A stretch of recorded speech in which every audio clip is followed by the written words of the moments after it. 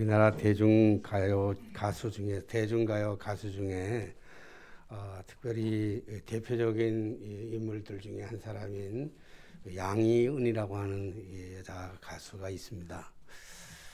그 가수가 어제 나와서 얘기를 하는데 자기를 감동시키는 노래는 특별히 자기를 위해서 누가 불러주는 노래는 많지 않다는 거예요. 개인에게서. 근데 자신을 감동시키는 노래는 있는데 어떤 노래가 감동시키냐면 박자도 틀리고 음정도 틀리는 그런 노래가 자신을 감동을 준다는 거예요. 왜냐하면 자기가 노래를 잘하니까 박자도 안 틀리고 음정도 안 틀리니까 그런 노래, 웬만한 사람은 그런 노래 불러서는 자기에게 감동을 못 주는데 자기를 감동 주는 노래는 박자도 틀리고 음정도 틀리는 사람의 노래가 자기를 가슴을 뭉클뭉클하게 하고 때로는 눈물을 짓기도 한다, 이런 얘기를 하더라고요. 그러면서 그가 하는 얘기 중에 왜 어떻게 그럴 수 있느냐 그랬더니 자기 앞에서 노래를 부른다는 것도 대단하지만 그러나 박자도 틀리고 음정을 틀리는 사람들은 그 속에 진심이 있고 진정성이 있다라는 얘기를 들으면서 제가 굉장히 그 말에 공감을 했습니다. 우리 교회는 뭐 가수도 있고 여럿이 있지만 그러나 우리 이명란 권사님 특송 부를 때마다, 특별히 지난주에는 우리 이옥자 집사님하고 정원현 집사가 특송을 부를 때마다 참 우리 교회는 이런 게 있구나, 이게 정말 우리의 길을 즐겁게 하고 화려하게 하는 것은 아니지만 우리의 가슴을 울리는, 가슴을 만져줄 수 있는 아름다운 찬양이 있는 교회, 이 교회가 우리 참 좋은 교회인 줄로 믿습니다. 나 같은 사람인데도 어떤 사람은 어떤 모임에 가면, 그룹에 가면, 공동체에 가면 분위기를 다 망쳐놓는 사람이 있어요. 우울하게 만들고 아주 슬프게 만들고 괴롭게 만들고 짜증나게 만들고 이간질해서 분열시키기도 하고 이런 사람들이 있는가 하면 또 그 사람만 오면 피스메이커가 돼가지고 그 사람만 오면 즐겁고 만나고 싶고 그런 사람들이 있는데 우리 교회 교인들은 다 그런 사람인 줄로 믿습니다. 안 보면 보고 싶고 보고 있어도 또 보고 싶은 사람들, 그 사람들이 우리 파고다 교회인 줄로 믿습니다. 우리가 사용하고 있는 우리나라 말 가운데 다양한 말들이 있지만 그 단어 중에 그 말에 있는 단어 중에 듣기만 해도 분노가 생기고 듣기만 해도 공포가 되고 듣기만 해도 괴롭은 그런 단어들이 있죠. 혹은 이간질이라든지 분열을 하든지 질투, 시샘, 원망, 핑계 뭐 이런 얘기를 들으면 이런 단어들은 우리로 하여금 굉장히 불편하게 만들고 두려워하게 만듭니다. 이런 단어들은 우리가 비교해서 나오는 심리적인 단어라 이렇게 얘기할 수가 있겠죠. 심리적으로 상대방하고 나하고 비교하다 보니까 내가 왠지 더 초라하게 보이고 내가 더 부족하게 보이고 내가 좀 없는 것 같이 보이고 내가 더 행복하게 보이고 내가 더 불행하게 보이고 쟤는 왜 나보다 더 행복하게 살아가지, 이런 것들 때문에 오는 심리적인 상태에서 쏟아지는 말이 이런 분노, 시샘, 원망, 짜증 이런 것들은 들으면 들을수록 마음이 불안해지고 공포감이 느껴지고 무서워지는 단어들입니다. 그러나 때로는 우리들의 가슴을 알고 설레기도 하고 우리를 위로해 주기도 하고 그리고 우리에게 웃음을 띠게 하는 그런 단어들도 있습니다. 듣기만 해도 우리가 좋은 단어들, 행복, 미소, 사랑, 평안, 감사 이런 것들이 우리는 듣기만 해도 마음을 포근하게 해주고 희망적이기도 합니다. 이런 단어들 가운데서도 특별히 기쁨이라고 하는 단어가 있죠. 이 기쁨이라고 하는 단어는 이상하게 듣기만 해도 입꼬리가 이렇게 올라가고 가슴이 설레기도 하고 그리고 이 기쁨이라고 하는 그 자체가, 기쁨이라는 단어 자체가, 그리고 기쁨이라고 하는 이 삶이 우리의 삶에 굉장한 활력소를 일으켜주는 에너지원이라 이렇게 말할 수도 있습니다. 그렇다면 우리 여러분들의 삶 속에서 살아가면서 하루의 삶 속에, 하루의 24시간 속에 잠자는 시간을 빼놓고, 물론 잠자는 시간도 포함할 수 있어요. 잠에서 가위 눌려 사는 사람들도 있고 뭐 잠에서 여러 가지 있겠지만, 잠자는 시간을 뺀다고 하면 하루 24시간은 잠자는 시간을 빼놓고 여러분들의 삶이 얼마나 몇 시간이나 아니면 몇 분 동안이나 마음속에 진정한 기쁨을 가지고 웃음 띤 삶을 살아가고 있을까? 혹 생각해 보신 적은 있으신지요? 아니면 한 달에 우리가 며칠 동안이나 한 달을 살아가는 한 달 30일 동안에 살아가는 동안에 우리가 도대체 한 달간에 우리가 며칠 정도는 우리가 행복하게 살아갔을까? 아니면 1년 365일을 살아가면서 1년 365일 동안 정말 우리는 진정으로 우리의 마음속에 기쁨이 넘치고 이 기쁨을 가지고 다른 사람들에게 또 공유하고 또 같이 통용하면서 다른 사람들을 정말 행복하게 기쁘게 만들어줬던 날들은 얼마나 있을까. 삶에 찌들리고 또 환경에 눌려가지고 행복도 사랑도 미소도 평안도 기쁨도 아예 잊고 살아가고 있지는 않을까. 환경의 노예가 돼가지고 그래서 힘들기 때문에 이런 기쁨하고는 너무 먼 거리에서 살아가고 있지는 않았을까. 혹자는 제가 이런 질문을 하면 화부터 내는 경우가 종종 있는 경우가 있습니다. 기쁨도 이유가 있어야 기뻐할 것이 아니냐라는 말씀입니다. 우리 주변에서 일어나는 모든 사건, 사고들을 보면 그 속에는 반드시 이유라는 게 있어요. 행복하면 행복한 이유가 있을 것이고 불행하면 불행한 이유가 있을 것이고 싸우고 다투고 이간질할 때는 거기에 분명한 이유가 있을 것이고 그리고 다른 사람들을 행복하게 만드는 데도 분명한 이유가 있을 것입니다. 이런 이유를 찾는다고 하면 꼭 굳이 찾고자 한다고 하면 똑같은 하나의 사건을 가지고도 그 안에 두 가지의 이유가 나타나는 것을 볼 수 있죠. 첫째는 두려운 이유입니다. 문제를 발생하게 하는 이유죠. 똑같은 사건에도 이것 때문에 힘들고 이것 때문에 어렵고 이것 때문에 짜증나고 이것 때문에 원망하고 이것 때문에 분열이 일어나고 이것 때문에 평화가 다 깨지는 그런 이유 있잖아요.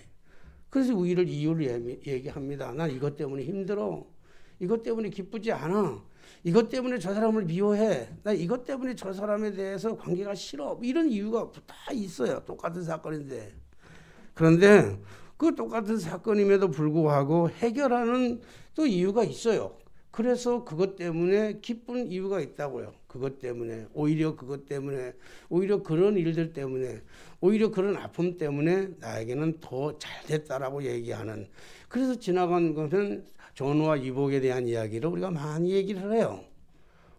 정말 힘들었지만 정말 어려웠지만 정말 고달팠지만 정말 괴로웠지만 그것으로 인해서 오히려 더 마음에 위로를 받고 평강을 누리고 하나님 앞으로 더 가까이 가게 하는 그러한 이유들도 있을 수가 있습니다. 그래서 오늘 이 시간에는 특별히 시편 16편에 있는 말씀을 가지고 우리가 한 사건을 가지고 어떻게 하면 기쁨의 이유를 찾을 수 있을까?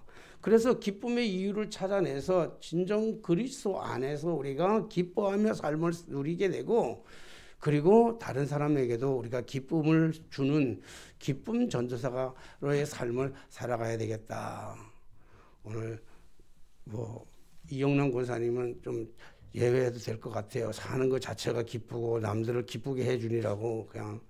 근데도 저렇게 남을 기쁘게 해준 사람들 뒤안길에 돌아보면 또 기쁘게 하기 위해서 고통을 갖는 세월도 많아요. 어떻게 하면 기쁘게 해주지. 다른 사람 아무렇지도 않게 생각하는 그 시간에도 머리를 막 굴려가지고 다른 사람을 기쁘게 해줘야 되겠다 하는 사람도 있는데 어쨌든 똑같은 이유를 가지고 살아가면서 어떤 사람은 그것 때문에 힘들고 어떤 사람은 그것 때문에도 행복하게 사는 사람이 있는데 오늘 말씀을 통해서 우리가 어떤 상황이든지 간에 기쁨을 찾아내서 그리스도 안에서 기쁨을 누리는 삶을 살아야 되겠다라고 생각하면서 저 역시 설교를 통해서 우리 성도들이 좀 기쁘게 살아갔으면 좋겠다 이런 생각을 하게 되는 거지요. 제 설교를 한번 쭉 1년을 돌아보니까 참 고난 속에서 내 설교에 대체적 그래 제가 그렇게 살아서 그랬는지는 모르지만 참 힘들고 어려움 속에서도 절망하지 말고 이깁시다 이런 설교는 참 많이 했는데 정말 기뻐해라 라고 하는 설교는 많지 않았던 것 같아요. 정말 행복했으면 좋겠다고 얘기는 해주면서 정말 행복해라 이런 얘기는 잘 안 했던 것 같아. 그래서 오늘 설교를 준비하면서 우리가 정말 기뻐하는 이유, 기뻐할 이유가 있어야 기뻐할 거 아닙니까? 이런 많은 사람들을 향해서 우리가 그러면 기뻐하는 이유를 찾아보자 하는 뜻에서 오늘 말씀을 한번 공유하고 나눠보려고 하는 것입니다. 이 시편 16편은 물론 시편의 많은 부분은 다윗이 썼어요. 다윗이. 시편 16편도 역시 다윗이 쓴 삶에 대한 고백을 시로 담아서 읊조렸던 그 내용이 오늘 이 본문의 내용인데 여러분 다윗 그러면 많은 구약의 인물들이 있는데 그중에 다윗 그러면 우리가 머릿속에 막 떠오르는 게 있잖아요. 이용남 권사님 그러면 그냥 주일날 특송해 주는 권사님이 확 떠오르고 즐거운 것을 떠오르는 것처럼 다윗 그러면 확 머릿속에 떠오르는 게 뭐겠어요? 아마 믿거나 예수를 믿는 사람들이나 교회를 다니지 않는 사람들이나 동일하게 할 것 없이 다윗 그러면 아마 제일 먼저 떠오르는 게 있다고 한다면 우리 골리앗과의 싸움에서 승리해서 이긴 거를 기억할 거예요. 다윗과 골리앗의 싸움은 결국 싸울 상대도 안 되고 이길 수 없는 그런 거였지만 다윗은 물맷돌을 가지고 나가가지고 창과 칼을 가지고 나온 저 골리앗의 용장이었던 거인 장수를 짱돌 하나 가지고 이긴 그런 사람이라고 하는 생각들은 아마 다윗 그러면 그 생각은 가장 많이 날 거예요. 뭐 다른 굳이 꺼내려고 안 해도. 그래서 우리가 다윗 그러면 그 연상을 떠올리면서 용맹스러웠던 사람이다. 또 정의감에 불탔던 사람이다. 이렇게 우리가 볼 수가 있고 그리고 그 속에서 우리가 다윗은 참 믿음의 사람이었구나. 그래서 믿음의 대명사로 우리 다윗을 생각하는 경우가 참 많이 있습니다. 그런데 오늘 성경을 말씀을 읽으면서 다윗의 어떤 사람일까라고 다른 초점을 가지고 관점을 가지고 들여다보니까 물론 다윗은 찬양의 사람이기도 했고 기도의 사람이기도 했고 정의와 용맹스러운 사람이기도 했지만 다윗의 내면 속에 진짜로 깔려있는 그는 어떤 사람인가라고 보니까 기쁨의 사람이었다라고 표현할 수가 있는 거예요. 오늘 본문을 통해서도 그런 거예요. 근데 기쁨도 그냥 기쁨이 아니라 충만한 기쁨을 가지고 기쁨이 아주 충만한 삶을 살았던 그런 사람이 바로 다윗의 삶이다. 이렇게 우리가 볼 수 있습니다. 그런데 다윗의 삶의 모습을 보면 다윗의 성장 과정이나 다윗의 모습 삶의 그 정황을 보면 기뻐할 수 있는 삶의 이유와는 너무 거리가 멀리 떨어져 있는 그러한 그 환경 속에서 살아갔던 사람입니다. 이세의 8번째 아들, 막내 아들로 태어났어요. 그래서 아무도 그를 주목하지가 않습니다. 열악한 상황 속에서 아무도 주목하지 아니하고 그리고 심지어 자기들의 부모님들이나 다윗의 형제들조차도요 다윗의 존재 자체에 대해서 의미를 부각하지 않아요. 어릴 때. 다윗이 드디어 이게 부각이 될 때가 언제냐면요, 바로 골리앗과 싸워서 전쟁에서 왜 이 블레셋의 그 장수를 무너뜨리는 그 사건을 통해서 다윗이 드러나게 되는데 그때 다윗은 잠깐 동안 기쁨의 그 환경이 주어지는 거예요. 그전에는 별로 양치기 목동으로서 인정받지 못하고 주변 사람들에게 관심도 없었고 존재 자체에 대해서 별로 의미가 없어요. 그런 다윗이었는데 골리앗을 이긴 다음에 잠깐의 기쁨은 있었지만 오히려 그것으로 인해서 화근이 되어가지고 그가 살아가는 동안에 장성하는 동안에 오히려 그때보다 10배, 100배, 1000배 어려운 삶에 짊어지고 고통 속에서 괴로움 속에서 그렇게 살아갈 수밖에 없는 환경이 조성되는 거예요. 환경이 그런 환경으로 만들어주는 거예요. 그래서 끊임없이 자기를 죽이려고 하는 사람들에게 쫓김을 당하는 그런 그 인생을 살아가는 다윗의 모습이 그 다윗의 삶에 드러나는 정황이에요. 그것이 시편에 그대로 다 나와 있어요.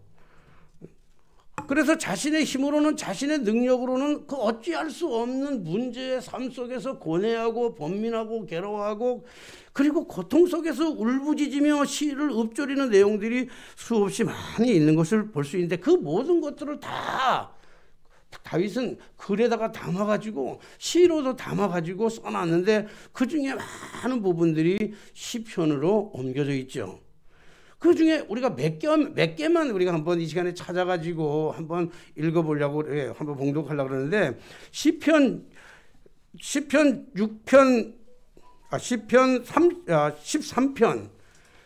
시편 13편 바로 그 옆에 있는데, 시편 13편 1절과 2절 말씀을 한번 같이 읽어볼까요?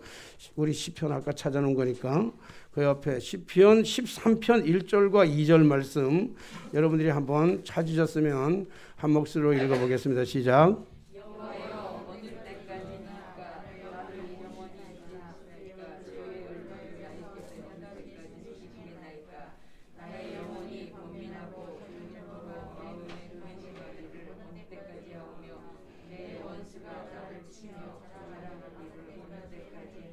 예, 그러니까 오늘 이 본문의 말씀 보면 원수들이, 대적들이 자기를 괴롭히고 깔깔대리고 웃고 자기들을 자랑으로 삼고 이런 삶이 얼마나 고통스러운지, 영혼이 너무 고통스러워서 하나님 앞에 울부짖고 있어요. 하나님, 언제 때까지 이렇게 나를 영원히 잊으십니까? 날 기억하지 않으시렵니까? 왜 이렇게 힘든 삶이 이렇게 끊임없이 가야 됩니까? 이런 절규의 고백을 지금 다윗이 하고 있다고요. 우리가 말을 하다든지 글을 쓴다든지 그리고 기도를 시켜보면요, 그 기도의 내용을 가만히 들어보면 그 사람의 삶의 정황이 어떤지를 잘 알 수가 있어요. 그래서 통성기도, 물론 우리 교회들은 다 침묵기도를 많이 하지만 좁아서 이렇게 큰 교회는 가서 소리내서 기도하는데 뒤에서 이렇게 앉아서 목사가 이렇게 강단에서 들어보면, 아, 우리 저 권사님은 이런 문제가 있구나, 저거 집사님은 이런 문제가 있구나, 다 알아요. 다 알아. 그래서 다른 사람들은 얘기해요. 목사님은 어떻게 내 문제를 그렇게 잘 알아요? 잘 아는 건 들어서 알죠. 뭐 본인들이 얘기했으니까 들어서 아는 거지 뭐 어떻게 알겠어요. 물론 기도하면서 그 마음의 위로의 메시지를 전하긴 하지만 어쨌든 그래요. 다윗이 말할 때 이게 얼마나 고통스러웠으면 하나님이 안 보이는 것 같이 느껴지는 거예요. 하나님이 잊어버린 것 같이 느껴질 속에서 그게 이제 다른 사람들이 자신을 괴롭히고 있는 그 어려운 고통 속에 살아가는 자신의 모습을 고백하고 있어요. 시편 6편 6절을 한번 볼까요? 시편 6편 그 앞에 있죠. 시편 6편 6절 말씀 다 한번 읽어보겠습니다. 시작. 내가 한식함으로 피곤하여 밤마다 눈물로 내 생명을 띄우며 내 요를 근데 이거를 들으면서요, 이 시편을 제가 읽으면서 정말 다윗이 시도 기가 막히게 쓰지만 이 삶의 정황, 삶의 어려움이 탄식하는 소리. 아까 예배 전에 우리 어떤 집사님이 한숨을 쉬는데 천지가 진동하더라고요. 막 땅이 막 흔들릴 정도로 한숨을 짓더라고요. 왜 한숨 져요? 그렇게 말은 내가, 집사님 왜 이렇게 한숨이 이렇게 커요? 이렇게 나는 말은 하지만 내 입술은 그렇게 말을 하지만 내 가슴 속에 느끼는 그 느낌은, 그 환도의 그 충격은, 아니 뭐 할 일이 없어서 숨이 차가지고 한숨 쉬겠어요?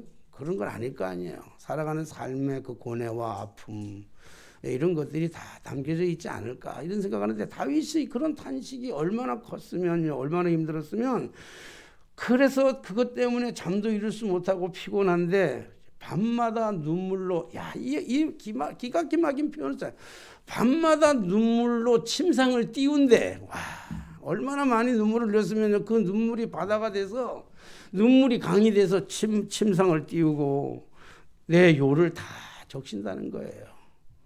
오줌 싸서 적시는 게 아니고 눈물로 그 요를 다 적시는, 얼마나 힘들었으면. 얼마나 고통스러웠으면, 내가 힘들다, 나 정말 힘들어, 나 정말 고통스러워, 이렇게 얘기하지 아니하고 눈물이 침상을 띄우고 다 자신의 요를 다 적신다고 얘기를 하고 있을 정도니까 다윗이 얼마나 환경이 고통스럽고 어려운 삶이었는가 알 수 있어요. 하나만 더 할까요? 시편 22편 1절 말씀입니다. 시편 22편 1절 말씀. 우리가 잘 아는 주님의 그런 고백하고 비슷한 건데요. 22장 1절 시작.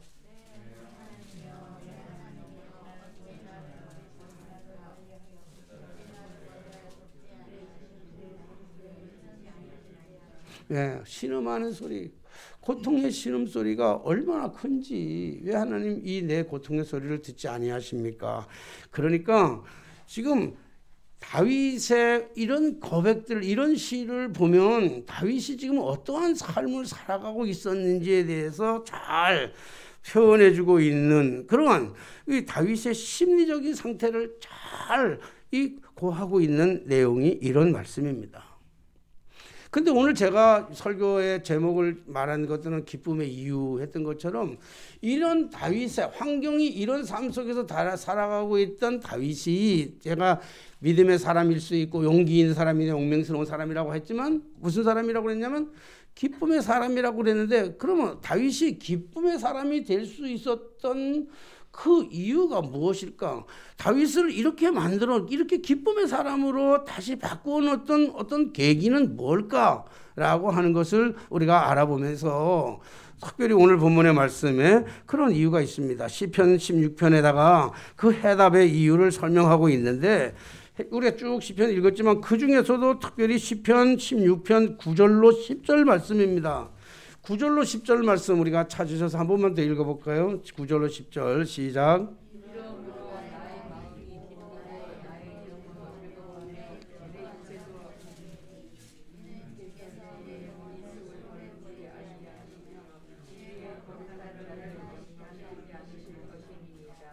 네. 자, 오늘 얘기는 이게 이러므로라고 하는 8절부터 9절 보면 이러므로 하는 말이 있어요. 이러므로라고 하는 건 이러므로라고 하는 말은 수식어잖아요. 그러니까 앞에 어떤 사건에 대한 이야기를 해놓고 그렇기 때문에 이런 것들 때문에 이런 거로 인해서 이러므로 그러므로 이러므로 이러잖아요. 그게 수식어란 말이에요. 그러면 이러므로 뭐냐면 그가 여기 하나님을 이러므로 마음이 기쁘고 나의 영도 즐거워하며 내 육체도 안전할 뿐만 아니라 그리고 뭐라 그래요? 주께서 내 영을 수원에서 버리지 아니하고 주의 거룩한 자를 멸망시키지 아니할 것임이니라. 그 11절에 보니까 주께서 생명의 길을 내게 보이시리니 주의 앞에서는 충만한 기쁨이 있고 그랬어요. 그러니까 다윗이 기쁨이 충만하다는 거예요. 다윗의 어떤 삶이, 다윗의 환경이, 다윗의 어떤 이유와 배경이 달라져서 그런 게 아니고 다윗이 이제 다른 고백을 하고 있는데 이러므로 고백하고 있는데 이러므로라고 하는 그 말의 앞에 말씀에 보면 무슨 일이 있었는가 하면 8절 말씀이에요. 8절 말씀. 8절은 제가 읽을게요. 내가 여호와를 항상 내 앞에 모시며 그가 나의 오른쪽에 계심으로 내가 흔들리지 아니하리로다 그랬어요. 그러니까 내가 여호와를 항상 내 앞에 모시며라고 얘기하고 있어요. 그러니까 내가 항상 여호와를 내 앞에 모시며라고 하는 이 말의 의미가 뭐냐면 이 말의 진정한 뜻이 뭐냐면 하나님을 모실 수 있는 그것이 뭐냐면 기도했다라고 해요. 기도의 마음을 얘기하는 거예요. 내가 이럴 때 기도했다 이렇게 얘기합니다. 그러니까 다윗은 고통의 순간이 다가오면 괴로움의 순간이 다가오면 절망의 순간이 다가오면 열악한 환경이 사방으로 우겨싸임을 당해서 그 열악한 무거운 짐이 자기를 짓누르게 되면 그때 다윗은 뭘 했냐면 그 환경에서 하나님 앞에 기도했다라는 거예요. 기도란 하나님을 찾는 것인 줄로 믿습니다. 다윗은 힘들면 기도의 자리로 나아갔어요. 어려우면 기도의 자리로 나아갔어요. 억울하면 괴로우면, 고통스러우면 그걸 그대로 끌어안고 기도의 자리로 나아갔어요. 그 나아갈 때마다 하나님은 여지없이 다윗을 찾아오신 줄로 믿습니다. 그리고 함께 해주셨어요. 그리고 들어주셨어요. 그리고 다윗의 삶을 바꾸어 주셨어요. 그래서 나를 훈계하신 여호와를 송축할지로다. 밤마다 내 양심이, 기도할 때마다 하나님이 내 양심을 움직여서 하나님이 나를 교훈할 뿐만 아니라 항상 기도할 때마다 하나님은 여지없이 하나님이 곁에 계셨으니까 내가 그 하나님을 모시며 라고 하는 것으로 말하고 있습니다. 사랑하시는 성도 여러분, 기도는 하나님을 찾는 것이고 하나님께 찾아 나아가는 것인 줄로 믿습니다. 이때 하나님이 우리를 찾아오실 뿐만 아니라 우리를 만나주시고 함께 해주십니다. 그래서 기도가 바꿉니다. 기도가 나를 바꾸고, 기도가 나의 생각을 바꾸고, 기도가 나의 삶을 바꿔놓고, 기도가 나의 환경을 바꿔놓고, 기도가 모든 것을 바꾸어 놓습니다. 다른 사람들의 마음까지도 바꿔놓습니다. 대적의 마음도 바꿔놓는 능력이 기도 안에 있는 줄로 믿습니다. 그래서 다윗은 이러한 기도를 통해서 얻은 놀라운 그 은혜와 감격을 가지고 시편 30편 11절에 다시 이렇게 고백하고 있습니다. 너무 멋있는 고백하지요. 시편 30편 1편 찾아볼까요? 시편 30편 11절 말씀입니다. 기도했더니 이렇게 바뀌었어요. 자, 30장 11절 시작.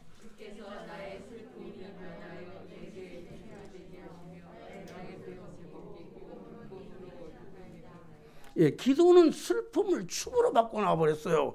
기도는 슬픔을 노래로 바꿔 버렸어요. 기도는 노래를 찬양으로 바꿔 버렸어요. 그 슬픔을 찬양으로 바꿔 놓았단 말이에요. 사랑하신 여러분, 우리가 다윗만큼 어렵습니까? 아니면 다윗보다도 환경이 더 열악한 조건에서 살아가고 있습니까? 오늘 우리가 다윗보다 더 열악하고 더 힘든 상황 속에서 살아가고 있는 것이 아니라 우리는 다윗과 같이 힘들 때, 어려울 때 기도의 자리로 나아가지 못한 것이 다윗과 우리의 차이점이라고 저는 봅니다. 비록 우리가 다윗보다 더 어려운 심정 속에 살아간다 할지라도 우리가 기도하면 하나님이 우리를 찾아와 주실 것이고, 우리가 기도하면 하나님은 우리의 기도의 소리에 응답하실 것이고, 우리가 하나님 앞에 기도하면 하나님은 우리의 모든 환경을 바꿔놓으실 줄로 믿습니다. 사랑하신 여러분, 환경은요 때때로 우리를 너무 힘들게 하고 환경은 우리를 너무 많이 배신해요. 환경이 너무 우리가 생각하지 못했던 것만큼 환경은 수시때때로 환경이 변화되면서 그 환경이 우리를 너무 힘들게 하고 짓누르게 하고 어렵게 하고 사람들이 우리를 괴롭히는 그런 환경으로 만들어가요. 변해요. 정말 너 정말 그런 사람인 줄은 몰랐다. 우리 이런 얘기 참 많이 하잖아요. 환경이 바뀌어서 그래요. 환경이. 잘 나갈 때는, 정말 잘 나갈 때는 여기저기 사람들이 다 붙고 밥 사주고 떡 사주고 커피 사줄 때는요 여기저기 사람이 붙다가도 그럴 형편이 안 되고 없으면요 업심여기고 무시하고 그래요. 환경이 그렇게, 환경이라는 게 우리를 그렇게 쉽게 환경은 우리를 배신해요. 그러나 영원히 배신하지 않는 게 있다면 그건 기도인 줄로 믿습니다. 기도는 절대로 배신하지 않습니다. 우리가 하나님 앞에 기도하면 슬픔이 변하여 춤으로 바꿔놓듯이 그런 환경이 없다는 게 아니라 그럴 때마다 다윗이 그렇게 하나님 앞에 부르짖고 하나님 앞에 기도했더니 다윗의 환경, 다윗의 삶, 다윗의 생각을 하나님께서 바꿔 주시고 응답해 주셨던 것처럼 오늘 우리의 삶이 좀 힘들고 고달프고 괴롭고 억울하고 한다 할지라도 우리 하나님 앞에 기도의 자리로 나아가 주님을 내게 모시고 주님이 주시는 평강과 위로와 축복을 마음껏 누릴 수 있는 기도의 사람 그래서 기쁨의 이유를 찾는, 그래서 기쁨의 이유를 찾아 그 기쁨 가운데 삶을 누리는 저와 우리 파고다교회 성도님들 다 되게 되시, 특별히 오늘도 이 영상으로 예배 드리는 우리 모든 성도님들에게 같은 은혜가 임하게 되리라 믿으며 여러분들의 삶 속에 기쁨이 충만한 삶이 있게 되시기를 주님의 이름으로 간절히 소원합니다. 기도하겠습니다. 만왕의 왕이 되시고 만주의 주가 되셔서 우리의 삶의 생사화복을 주관하고 계시는 전능하신 하나님 아버지, 오늘 다윗을 통해서 들려주신 하나님의 그 귀한 메시지는 환경을 어떻게 변화시킬 거가 아니라 환경이 어려울 때마다, 환경이 배신할 때마다 주님의 자리로 나와 기도하게 하시는 하나님의 권면의 말씀을 듣게 하시니 감사합니다. 주, 오늘도 우리의 삶이 너무 많이 우리를 배신하고 변질하고 그리고 우리 환경이 우리를 이간질시키고 있을 이때에 주님 앞에 더 한 걸음 나아가 기도의 자리를 찾고 기도의 보좌 앞으로 나아가 응답받으며 기쁨의 삶을, 그것도 충만한 기쁨을 누릴 수 있는 저희 모두가 되게 하여 주옵소서. 예수님의 이름으로 기도하옵나이다. 아멘.